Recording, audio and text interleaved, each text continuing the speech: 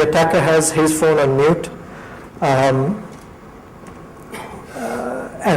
he doesn't say anything, or he doesn't arouse the suspicion of the victim. He can listen in all he wants until the victim discovers that his phone's been compromised.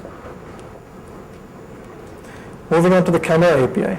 This is also another fun thing that you can do. So using the package Java X Micro Edition Media Control,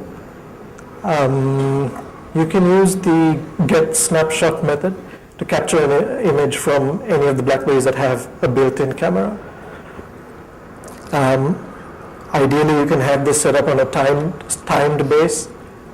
Actually, not ideally. You could have it set up on a timed base, so you've got a picture taken every hour. But I find it more effective to do it on a trigger-based event, like, for example, when somebody's on a phone call. Because when somebody's on a phone call, they're going to pick up the phone and they're going to hold it like this. This gives the camera a much better view of wherever the guy is.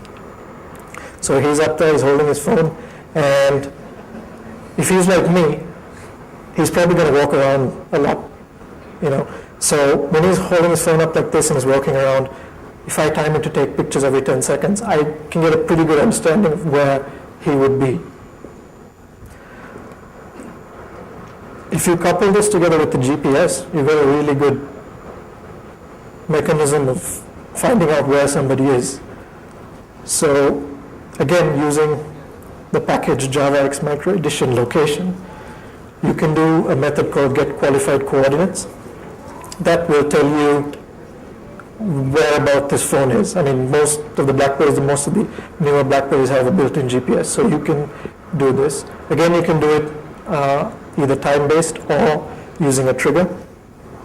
Again, I prefer to do it with a phone call, so that you can have a log of when you call somebody up and says, "Where are you?" He says, "I'm in the office," but he's probably at a strip club or something like that.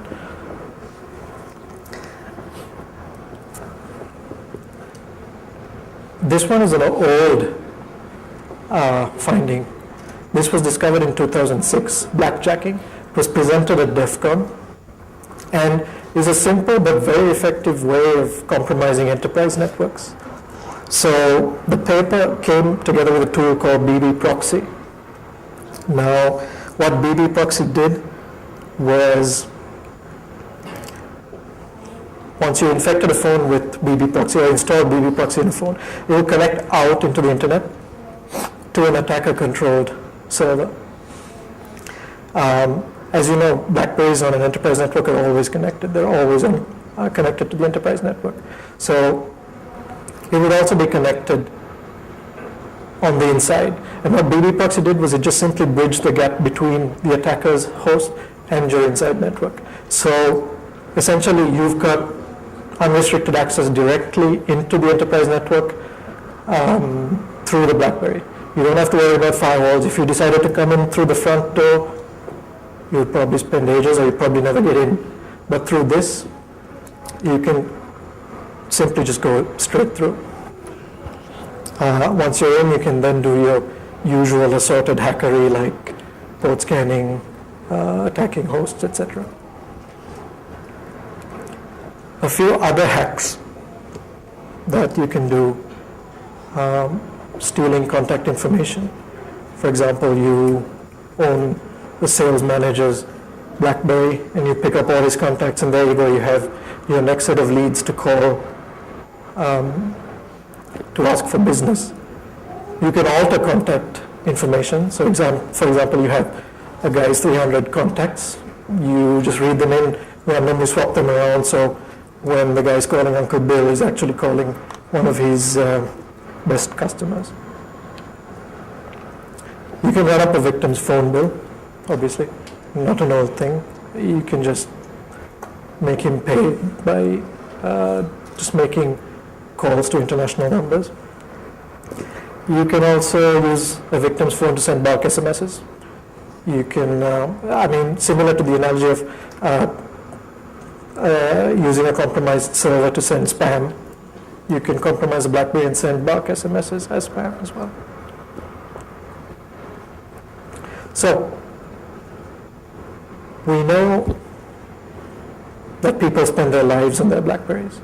We know personal information is a good thing to have, especially if you want to further your quest in world domination and maybe kill the guy next to you or bury the guy next to you. So personal information is a good thing to have. You get all sorts of advantages by having information that that is inside information, for example. We know that it's easy to pull out information from the BlackBerry once you actually get into the BlackBerry. So how would you get into the BlackBerry? And with all the hype this talk has generated, I think this is going to be a disappointment, but there is no technical way of hacking a BlackBerry. It's not possible. It's just too secure to do that. So we have to rely on good old social engineering. Low tech, I know, but can be effective. So let's look at a few ways where we can own a BlackBerry. Starting with physically actually installing the spyware on the BlackBerry. So you go up to somebody you know preferably, and say, hey, I've got some problems with my Google Reader or my Google browser. Can I just check quickly on your BlackBerry? And you take his phone, browse to the website with the spyware, install it, give it back to him and tell him, okay, it seems to be working fine on your BlackBerry. Maybe it's a problem with mine. But then you've already owned him, so that's one way of doing it, physically implanting it. Another way of doing it is by maybe writing your own game. And hopefully, maybe even you can charge the guy for it. So you write your own game, and you have the game sitting on top, just pretending like it's an actual game, and then below the surface, you have your spyware doing whatever spyware would do. This is a bit difficult, I think. It takes too much effort. So I prefer to do it in a much more simpler approach, like having an enticing slideshow. Maybe an enticing slideshow with like the hot girl of the day or something like that. I mean, we've got plenty of hot girls in the HITB jobs booth, so I can probably call the application David's Girls. And this will probably be something people will be willing to download.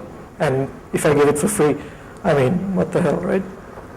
So I'll have the slideshow running on the top and the spyware doing its nastiness on the bottom. Another way you can do it is by renting an SMS gateway. You could, I mean, there are so many public SMS gateways out there that you can buy credits from. So once you get this SMS gateway, you can probably spoof an SMS. Now, this is not going to work on everyone.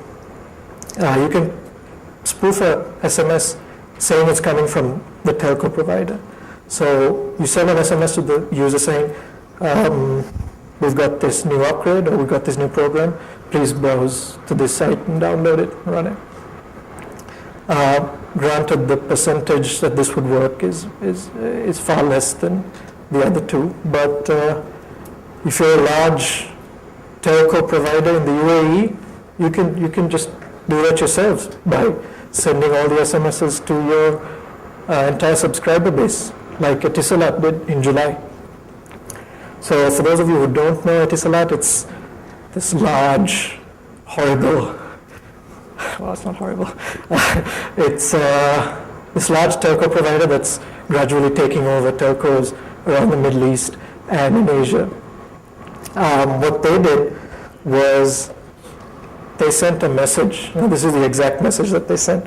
They sent a message to all its BlackBerry subscribers saying, dear Etisalat BlackBerry customer, blah, blah, blah, provide you with better service, yada, yada, yada. And they had the customers download essentially a patch. They called it a patch, a performance upgrade patch. It wasn't. It turned out that this was spyware. Now, I was fortunate enough